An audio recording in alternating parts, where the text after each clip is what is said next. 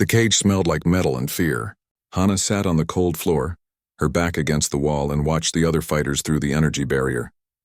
They were huge. All of them. The smallest one was twice her size. She had been here for 3 months. 3 months since the smugglers grabbed her from the street in Seoul. 3 months since she woke up in a cargo ship, surrounded by aliens who looked at her like she was merchandise. 3 months of learning that Earth was just one planet among billions, and humans were rare enough to be valuable. The arena was a massive station floating in space. It orbited a planet covered in cities and lights. Rich aliens came here to watch fights. They bet money on who would win. They ate expensive food and drank strange liquids and cheered when blood was spilled on the arena floor. Hana was 19 years old and 160 centimeters tall. Back home, she was average. Here, she looked like a child. The guards laughed when they processed her. The other fighters ignored her. Even the medical staff seemed confused about why anyone would buy a human for arena fighting. But someone had. A fat alien with too many arms and a wet voice had paid good money for her. He told the arena owner that humans were from a death world, that they were dangerous, that people would pay to see one fight. The arena owner, Kethros, had laughed. He was a Vrexian, tall and covered in armor-like skin. He looked at Hana the way someone might look at a toy, small, breakable, profitable if marketed correctly. Now, sitting in her cage, Hana could hear the crowd. Thousands of voices speaking languages she did not understand. The translator chip in her ear caught some words. Excitement, anticipation, hunger for violence. A guard approached her cage. He was tall, covered in scales that changed color when light hit them. His name was something she could not pronounce. He spoke through the translator. "You fight today. First match." "Against Thurn," Hana nodded. She had seen Thurn. He looked like a rhinoceros that learned to walk on 2 legs. Thick skin, heavy body. He weighed maybe 400 kilograms, maybe more. The guard handed her a weapon through the barrier. A shock baton, the weakest weapon in the arena. It could stun, could hurt, but it could not kill. The guard smirked. Regulations. Fighters from high-gravity worlds get limited weapons. Your planet has 1.2 times standard gravity, so you get this. Sorry, little one, he was not sorry. None of them were. They thought this would be entertainment. A quick fight. The big fighter would win. The crowd would laugh. Then they would move on to the next match. Before they took her to the arena, another guard slipped her a small piece of paper. She opened it carefully. The writing was in Korean. Don't hold back. They don't know what you are yet. Jay Hana burned the paper with the edge of her shock baton. She did not know who Jay was, but the message was clear. Someone out here knew about humans. Someone was watching. They walked her through corridors filled with noise. The sound of the crowd grew louder with each step. Her heart was beating fast, but her hands were steady. She had been scared for 3 months. Now she was just tired of being scared. The arena was enormous, 30 meters across, circular with smooth metal floors. Energy barriers created walls that glowed blue. Above, thousands of aliens sat in seats that rose up and up until they disappeared into darkness. Spotlights turned the center of the arena bright as day. A voice boomed through the space. Rael, the announcer. He was a snake-like alien with shimmering scales and a voice that could shake walls. He spoke in 3 languages at once, somehow. The translator in Hana's ear picked up the Galactic Common version. Ladies, gentlemen, and honored guests from across the stars. Tonight we have a special treat. A fighter from the legendary Deathworld Earth, a human. Small but deadly from a planet of storms and predators. Let's see if the legends are true. The crowd laughed. Actually laughed. Hana heard it echo around the arena. She stepped into the light and the laughter grew louder. Someone shouted something. Others joined in. They were mocking her. Across from her, Thurn entered the arena. He was massive. His skin was gray and thick like armor. His eyes were small and mean. He raised his arms to the crowd and they cheered. He was a mid-level fighter, popular enough to have fans. Rael's voice rang out again. Thurn has won 47 matches. He is strong. He is unstoppable. Can the little human survive even 5 minutes? Place your bets now. Hana looked at Thurn. She looked at the crowd. She looked at the weapon in her hand. Then she looked up at the viewing boxes where the rich alien sat. Somewhere up there, maybe, was the fat alien who bought her. Somewhere up there was Kethros counting his money. A klaxon sounded. The fight had begun. Thurn charged. It was a standard move, meant to scare. Most fighters would dodge or run.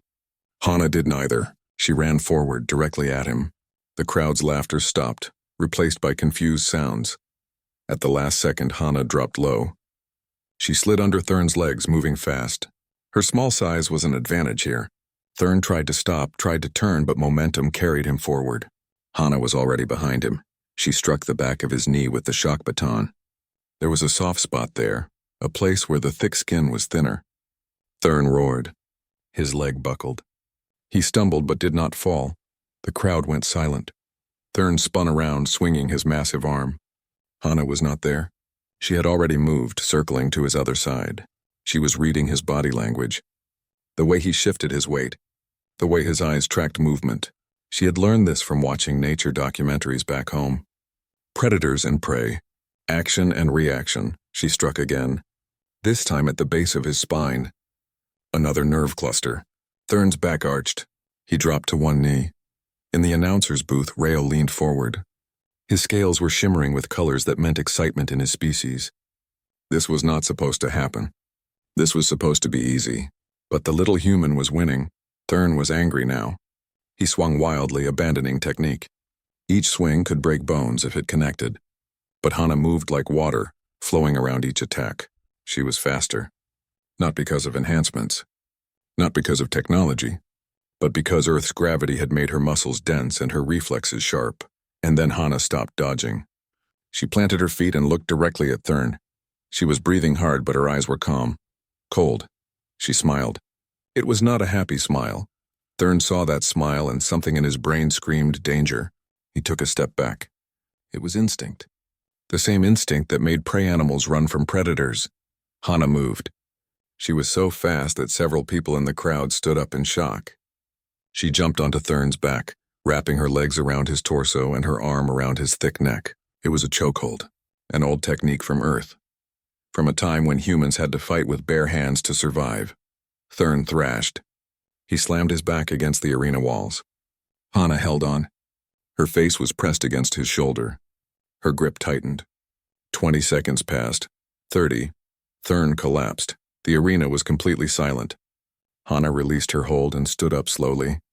She looked down at Thurn's unconscious body. Then she raised her head and stared at the crowd. Her chest was heaving. Her eyes scanned thousands of alien faces. She did not celebrate. She did not smile. She just stood there like a predator standing over a kill, waiting to see if anyone would challenge her. In a medical bay above the arena, a human doctor named Minho closed his eyes and let out a long breath. He had known this would happen. He had seen videos from Earth. He knew what humans could do. But most of the galaxy did not. Now they would learn. In a holding cell, a scarred human man named Juno allowed himself a small smile. He had been fighting in these arenas for 8 years. He had been waiting for this moment. Waiting for someone to remind the galaxy why Earth was on the restricted list. The message had been sent. The Deathworlder had arrived. And nothing would ever be the same. The video went viral in 6 hours. Hana did not know what viral meant in galactic terms, but she understood the results. The guards looked at her differently now. The other fighters stopped ignoring her. Even the food improved. Someone had decided she was worth keeping alive. She sat in her cage and watched the footage play on the screens outside. The arena had cameras everywhere. They caught everything. Her slide under Thurn's legs. The strikes to his weak points. The chokehold. The moment he fell. But what played most often was the final shot. Hana standing over Thurn's body, looking up at the crowd with those cold, calm eyes. That image was everywhere now. On news feeds. On betting sites. On social networks across a dozen star systems. The comments were interesting. Most were shocked. Some called it fake. Others demanded she be tested for enhancements. Medical scans proved she was natural. No cybernetics, no genetic modifications. Just a baseline human who happened to be very good at fighting. Rael visited her cell on the second day. The snake-like alien slithered close to the barrier, his scales flashing colors that the translator said meant curiosity and greed. You are famous now, little human. Do you understand? Billions have watched your fight. They want to see more. Hana said nothing. Rael continued. Kethros wants to schedule your next match. 3 opponents this time. The crowd demands a real test. They say one opponent was too easy. When? Hana asked. 5 days. We need time to promote it properly. The betting markets are going crazy. People are arguing about whether you got lucky or if humans are really as dangerous as the old reports say. What do the old reports say? Rail's scales flickered. That your planet is a nightmare. That your species survived things that would kill most others. That you are persistence hunters who chase prey until it drops from exhaustion. That you heal fast and adapt faster. That your immune systems can fight diseases that would wipe out entire populations. He paused. But reports can be exaggerated. That's what most people think. They look at you and see a small, soft creature. They don't believe the reports. Not anymore, Hana said quietly. Rail stared at her for a long moment, then slithered away. That night, someone cut the lights in her section. In the darkness, Hana heard footsteps. She tensed, ready to fight. Then a voice spoke in Korean. Do not attack. I am human. A man stepped into the dim light from the corridor. He was maybe 35, with scars on his face and arms. His eyes were hard but not cruel. He moved like a fighter, like someone who had survived too many battles. I am Juno, he said. I sent you the message before your fight. Hana studied him. How did you get here? I have been here 8 years. I know which guards can be bribed. I know the blind spots in the cameras. And I know we do not have much time, so listen carefully. He crouched down so they were eye level through the barrier. They are going to keep escalating. 3 opponents next week, then 5, then 10. They will keep raising the stakes until either you lose or something breaks. That is how the arena works. They milk every fighter until there is nothing left. So what do? You win, you keep winning, and you make it scary. Make them afraid. Not just of you, but of all humans. Make them remember why they put Earth on the restricted list. Why? Because if they are afraid enough, they will want you gone. They will want to send you back to Earth just to get rid of the problem. That is our way out. We make you too dangerous to keep. Hana processed this. There is another human here. A doctor. Minho, he is helping. He is the one who arranged this meeting. He cannot be seen talking to you, but he is on our side. Juno glanced at the corridor. I need to go. Remember what I said, Win, be terrifying. Make them regret ever taking you from Earth. He disappeared into the darkness. Hana sat alone again, thinking about his words. Make them afraid. Make them regret. She could do that. The next day, Minho came to examine her. He was older, maybe 50, with kind eyes that looked tired. He spoke quietly while checking her vitals. Your body is adapting well. No serious injuries from the fight. Your healing rate is impressive, even for a human. He paused. Juno talked to you? Yes, good. His plan is risky, but it is the best option we have. The galaxy forgot what humans are capable of. You are going to remind them. Hana looked at him. You have been here 15 years. Why did you not leave? Minho smiled sadly. I came here legally. I was recruited. I thought I was helping with medical research. By the time I realized what this place really was, I had a comfortable life. A good salary. Respect. I told myself I was not like the fighters. I was not captured. I chose this. He put down his medical scanner. But watching you fight, seeing you captured and forced into this, I cannot pretend anymore. So I am helping. However I can. The days passed slowly. Hana exercised in her cage, push-ups, sit-ups, shadowboxing. The other fighters watched her with new respect. Some even tried to talk to her through their translators. She ignored them. The arena staff prepared for the next fight like it was a festival. New banners appeared. Advertisements played constantly. Ticket prices tripled. Rich aliens from across the sector booked private viewing boxes. Rail announced the opponents. 3 fighters, all mid-tier. Vrenna, who had 6 arms and specialized in grappling. Thok, who was heavily armored and incredibly strong. Kess, who was fast and used claws like knives. The arena was modified for the fight. Pillars and barriers were added. Elevated platforms created different levels. It was designed to favor teamwork and tactics. 3 against 1. On the morning of the fight, Hana sat in her cage and thought about Earth. She thought about her mother and father, her younger brother, the streets of Seoul, the smell of food from street vendors, the sound of traffic, everything she might never see again. Then she pushed those thoughts away. Sentiment was weakness. Memory was distraction. She needed to focus. She needed to survive. When they came to get her, she was ready. The arena was even more crowded than last time. Every seat was filled. The noise was deafening. Rael's voice boomed across the space, building excitement, selling the story. The small human against 3 trained killers. A test of skill. A battle for the ages. Hana walked into the light. This time, nobody laughed. The crowd watched her with nervous energy. They had seen what she could do. They knew this might not go the way they expected. Her 3 opponents entered from different gates. They spread out immediately, surrounding her.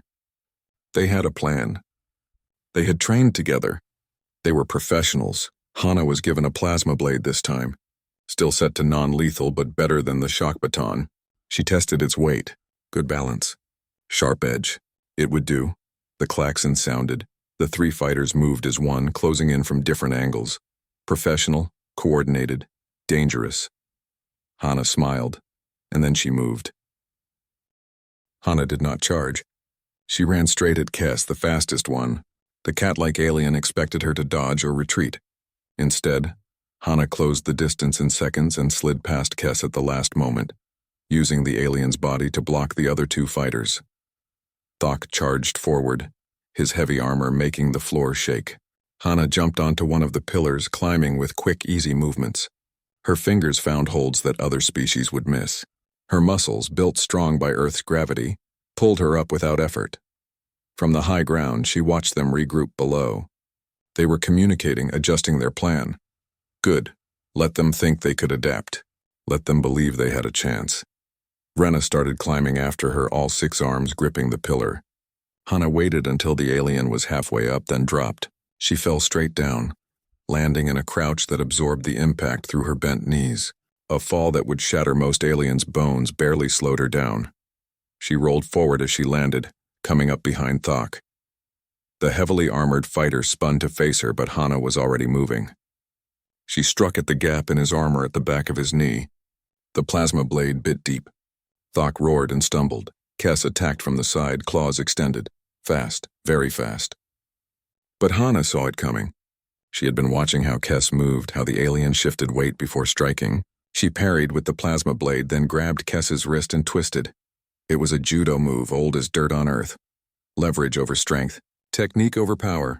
Kes went down hard, hitting the arena floor with a sound that made the crowd gasp.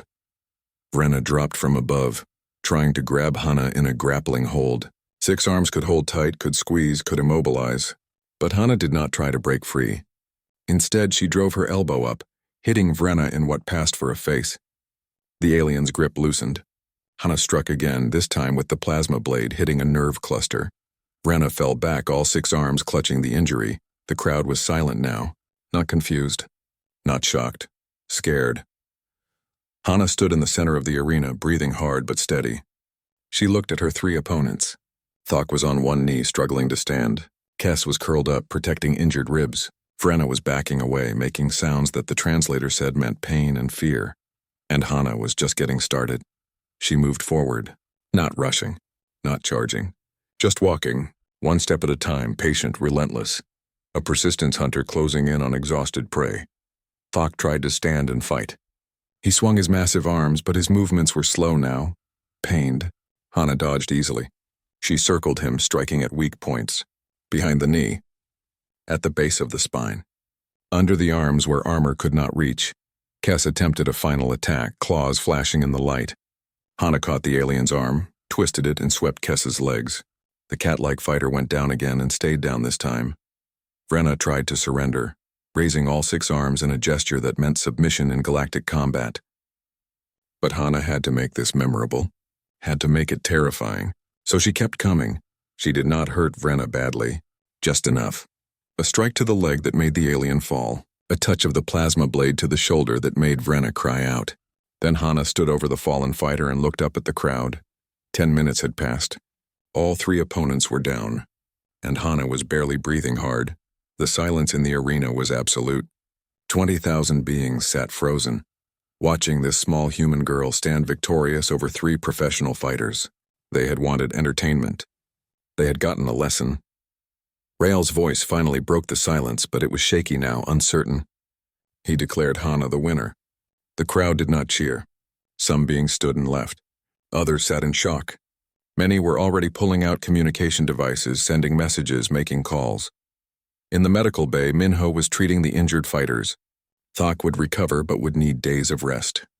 Kes had broken ribs. Vrenna was mostly just scared. Minyo worked quietly, efficiently, and thought about what would come next. That night, while Hana slept in her cage, something happened across the galaxy. A message was sent. Anonymous. Untraceable. It went to news networks, military commands, and government offices across dozens of systems. The message contained footage of both Hana's fights. And it contained one line of text. "This is what you created when you took one of ours. Imagine what happens when we come for her." Panic spread faster than the videos. Intelligence agencies scrambled to trace the message. Governments issued statements. Earth's diplomatic corps was flooded with inquiries. Everyone wanted to know, was Earth coming? Was this a threat? Was this war? Earth's government had no idea what was happening. They had protocols for missing citizens, but this was different. A human was fighting in an illegal arena, winning against impossible odds, and now someone was using her as a weapon of psychological warfare. They issued a statement demanding Hana's return. They threatened sanctions. They promised consequences, but they did not threaten military action. They did not need to. The footage was threat enough. On the arena station, Kethros was furious. His profitable enterprise was becoming a liability. Sponsors were withdrawing. Betting markets were crashing. Several species had filed formal complaints with the Galactic Council. He called a meeting with his advisors. The topic, what to do with the humans, send her back, one advisor said. Give Earth what they want, and this before it gets worse, Kethros refused. She is making us famous. Every being in the galaxy knows about this arena now. We just need to manage the situation, another advisor spoke. Have her fight Crix, the champion. If she loses, the story ends. If she wins, we have the greatest fight in arena history. Either way, we profit. Kethros considered this. Crix was undefeated in 847 matches. He was 3 meters tall, had 4 arms, and had never lost a fight. If anyone could beat the human, it was him. Schedule it, Kethros ordered. 1 week from now, champion versus the Deathworlder. Market it as the ultimate test. When Hana heard about the fight, she showed no emotion. Crix was famous. She had watched footage of his matches during her time in captivity. He was good, very good, but he was also predictable. He had a style, patterns, habits, and Hana was a fast learner. Juno visited her again, this time more openly. The guards were too nervous to stop him. They had seen what Hana could do. They did not want to anger another human. The plan is working, he told her. The galaxy is scared. Earth is angry. Kethros is losing control. After you fight Crix, we make our move. Win or lose, we are getting you out. Hana nodded. What about the others? The other fighters? Juno smiled grimly. When we go, we are causing chaos. In chaos, many can escape. Not just you. The week passed slowly. Hana trained in her cage, working through movements, practicing strikes, building endurance. She ate well, slept when she could, and prepared her mind for what was coming. Crix himself visited her the day before the fight. He stood outside her cage, his forearms crossed, his mandibles clicking softly. You are impressive, he said through the translator. I have watched your fights. You have skill.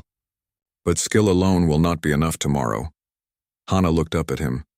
Why are you here? To warn you, I do not want to kill you, but I will if I must. Surrender when you know you are beaten. There is no shame in losing to a superior opponent. Hana stood and walked to the barrier, looking up at the massive champion. I have been taken from my home, sold like property, forced to fight for the entertainment of beings who see me as a curiosity. I have no intention of surrendering. Not to you, not to anyone, not ever. Crix studied her for a long moment.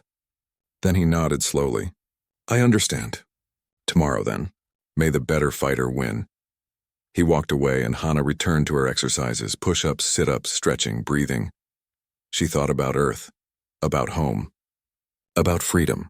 Tomorrow she would fight the undefeated champion. Tomorrow she would either win her freedom or die trying. There was no middle ground, no compromise. And as she lay down to sleep that night, Hana felt something she had not felt in months. Not fear, not anger, but determination. Pure, cold, unbreakable determination. The galaxy had made a mistake when it took her. It had made a mistake when it tried to cage her. It had made a mistake when it underestimated what a human could do when backed into a corner. Tomorrow the galaxy would learn. Tomorrow they would understand. Tomorrow they would remember why Earth was a death world, and they would never forget. The arena had never been this full. Every seat was taken. Standing room was sold out. Viewing boxes that usually held 5 beings were packed with 10. Outside, millions more watched on screens across the galaxy. This was the fight everyone had been waiting for. The undefeated champion against the Deathworlder girl. Experience against youth. Power against speed. The marketing had been perfect. The betting pools had reached astronomical numbers. Security was tripled. Medical teams were on maximum alert. Even Kethros was nervous, though he hit it well. This fight could make him rich beyond measure, or it could destroy everything he had built. Hana walked through the corridor toward the arena. Guards flanked her, but they kept their distance. They had learned. She was calm, her breathing steady, her mind clear. She had reviewed footage of Crix hundreds of times. She knew his patterns, his strengths, his few weaknesses, but knowing and doing were different things. Crix was champion for a reason. He had defeated opponents from 200 different species. He was smart, adaptable, and ruthless when necessary. The roar of the crowd hit her like a physical force when she entered the arena.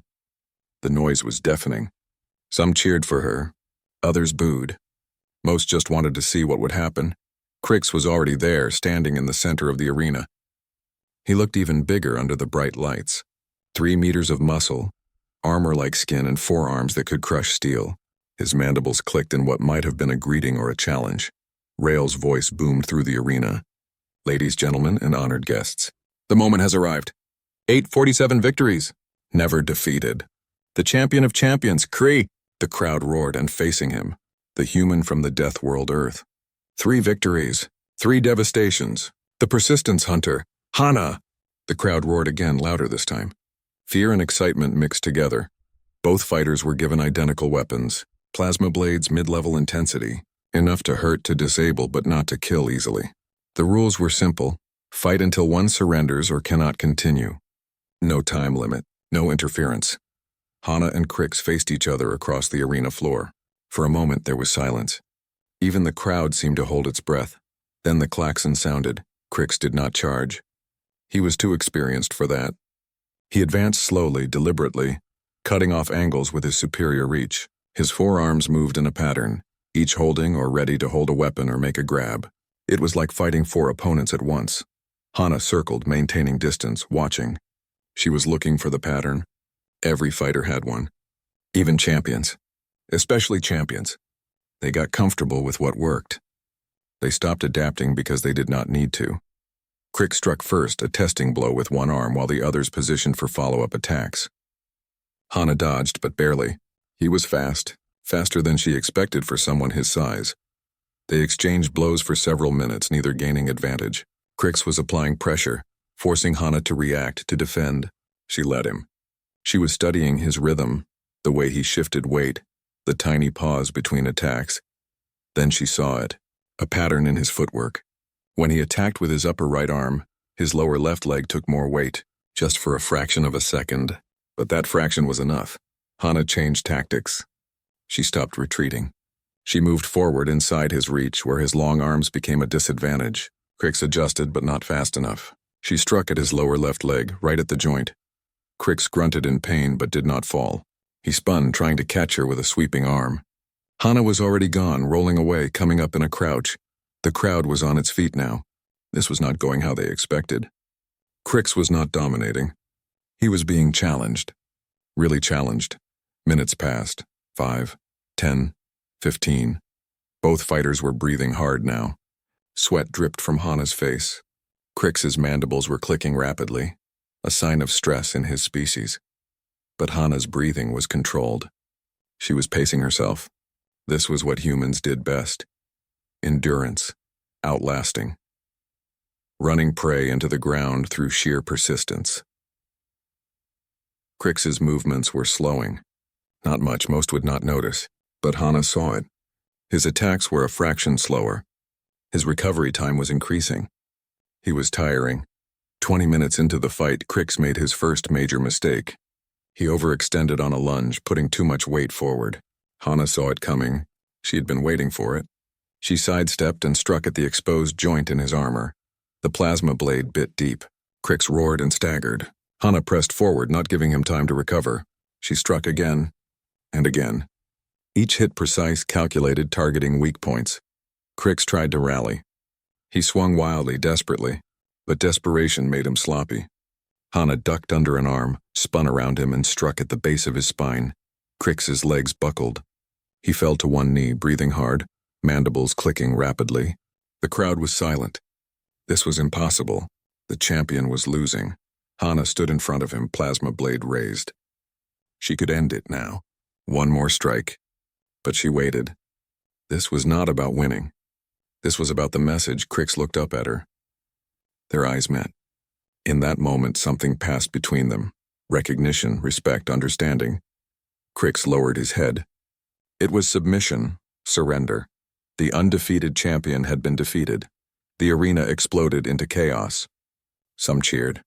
Others screamed in denial. Many simply stared in shock. The betting markets crashed. Fortunes were won and lost in seconds. Rael's voice was shaking as he declared Hana the winner. History had been made. The impossible had happened. A human girl from a backwater planet had defeated the greatest champion in arena history. Hana lowered her blade. She was exhausted, every muscle screaming, but she did not show it. She stood straight, looked up at the crowd, and waited. In the control room, Kethros was screaming orders. Security was scrambling. Something was wrong with the systems. Lights were flickering. Doors were opening. Alarms were blaring. Juno had activated his plan. Electromagnetic pulses hit the security grid. Holding cells unlocked. Fighters poured into corridors. Guards tried to restore order but were overwhelmed. In the medical bay, Minho grabbed emergency supplies and headed for the pre-arranged meeting point. Everything was falling apart exactly as planned. Juno appeared at the arena entrance, fighting through confused guards. He reached Hana and grabbed her arm. "We go, now. Can you run?" Hana nodded. "I can run." They ran. Through corridors filled with smoke and confusion, past guards trying to contain the chaos, past fighters escaping toward docking bays. The entire station was in panic. Minho met them at Junction 7. He handed them access cards and pointed down a corridor. Docking Bay 12. Ship name Persistence. Captain is waiting. Go, they ran. Behind them, the arena was falling apart. Kethros was under arrest. Security had given up. Fighters were escaping. The whole system was collapsing. At Docking Bay 12, a ship waited. Small, fast weapons ready. A Phelan captain stood at the ramp, grinning. "You are late, and you just made me the most wanted smuggler in this sector. Get on board." They boarded. The ship launched immediately, blasting away from the station. Behind them, fighters were escaping in dozens of ships. The arena's security was in ruins.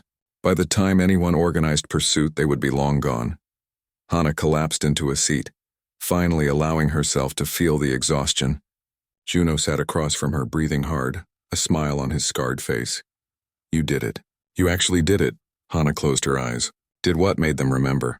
Made them afraid. Made them understand what humans are? She opened her eyes and looked at him. "Good. Because I never want anyone to forget. I never want this to happen to another human. Ever." The ship jumped to hyperspace, leaving the arena station behind. Behind them, the galaxy was learning. News was spreading. Videos were being shared.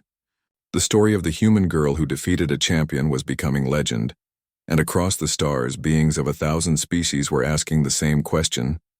What else can humans do? What else have we underestimated? The answer was simple and terrifying. Everything. The ship called Persistence traveled through hyperspace for 6 days before it was safe to slow down. Captain Tara, the Phelan smuggler, knew all the hidden routes. She avoided military patrols, jumped through systems that most captains considered too dangerous, and never stayed in one place long enough to be tracked. Hana spent those days recovering. Her body healed quickly, faster than Tara expected. The captain had treated injured beings for years, but she had never seen anyone bounce back like this human did. Cuts closed, bruises faded, muscles that should have taken weeks to repair were functional in days. Deathworld biology, Minho explained when Tara asked. Humans evolved on a planet where being injured meant death, so their bodies learned to heal fast, very fast. During the journey, news from the arena station kept coming. The Vrexian Grand Arena was shut down permanently.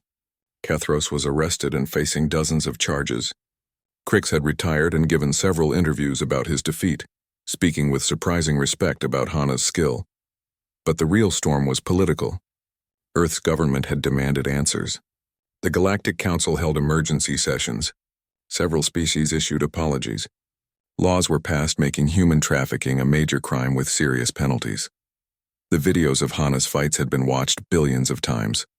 Analysis videos broke down every move, every technique, every moment.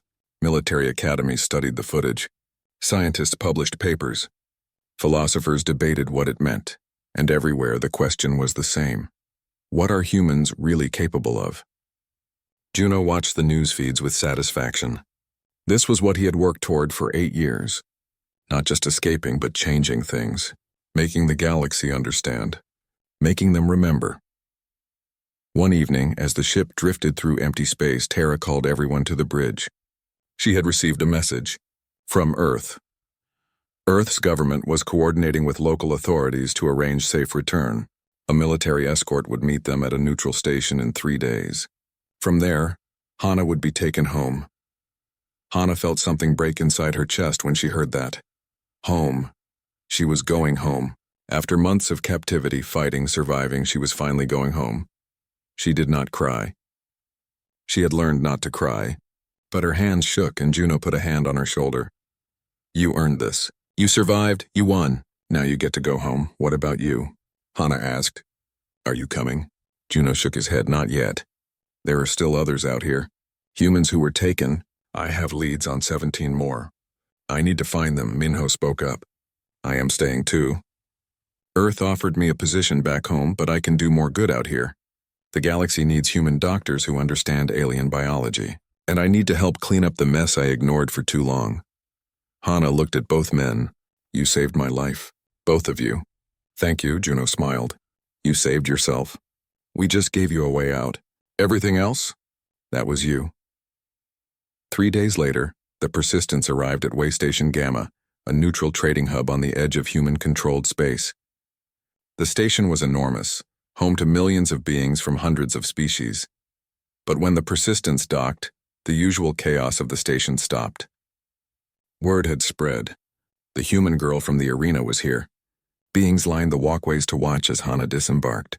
Some stared in curiosity, others in fear, many in respect.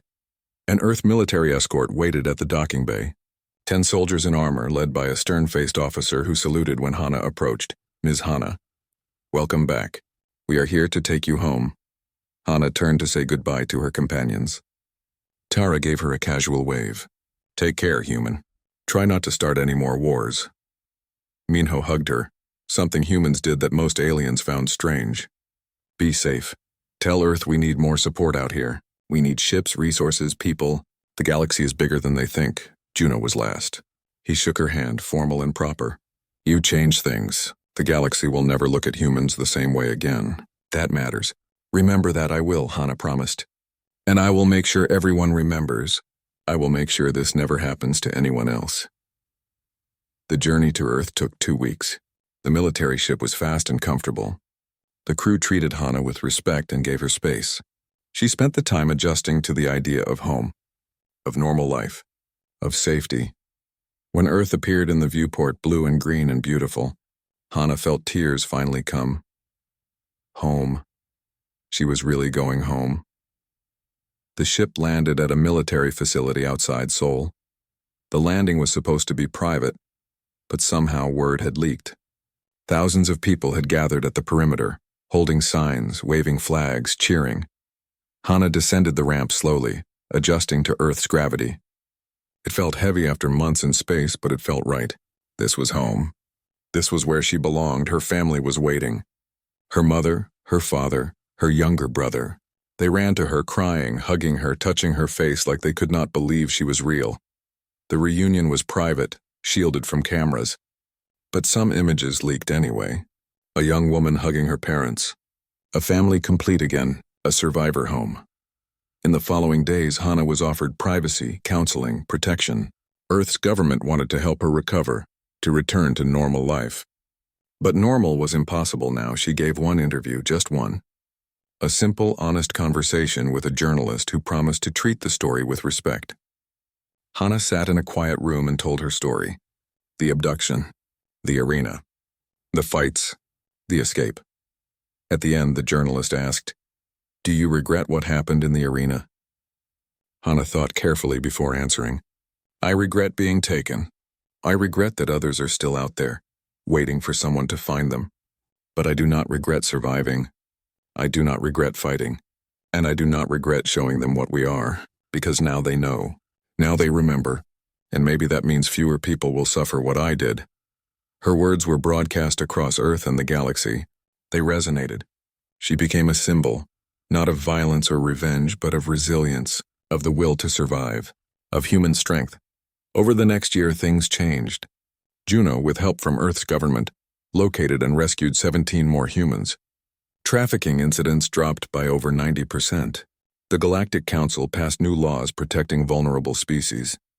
Hana returned to civilian life, studying medicine. She wanted to help others who had experienced trauma. She rarely spoke publicly about her time in the arena, but she never hid from it either.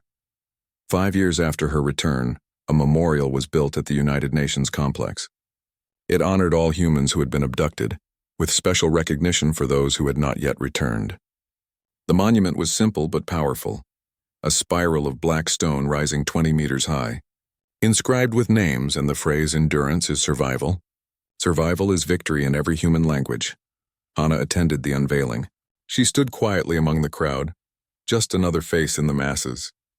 She had returned to anonymity as much as possible, preferring to let her actions speak rather than her fame. But when a reporter found her and asked what she wanted the galaxy to understand about humans, she paused and smiled. A real smile this time, warm and genuine. "We are not monsters. We are not warriors by choice. We are just survivors who happen to come from a world that demanded everything from us. And if you respect that, if you treat us with dignity, we can be your greatest allies. But if you push us, if you hurt us, if you take us from our homes and force us to fight, then yes, you will see why we are what we are. You will remember why Earth is a death world, and you will understand that some lessons are learned the hard way." Her words were recorded, translated, broadcast across the galaxy. They became part of the official record of human-galactic relations. A promise, a warning, a hope. The galaxy learned its lesson. New species joining the Galactic Council received mandatory briefings about humans. The briefings were thorough, honest, and ended with a simple statement that became standard protocol. Humans are a Class 12 Death World species. They evolved under extreme conditions that produced unique adaptations. They are capable of exceptional violence when threatened, but they are not innately aggressive. Treat them with respect. Do not underestimate them. And above all, do not make them your enemy.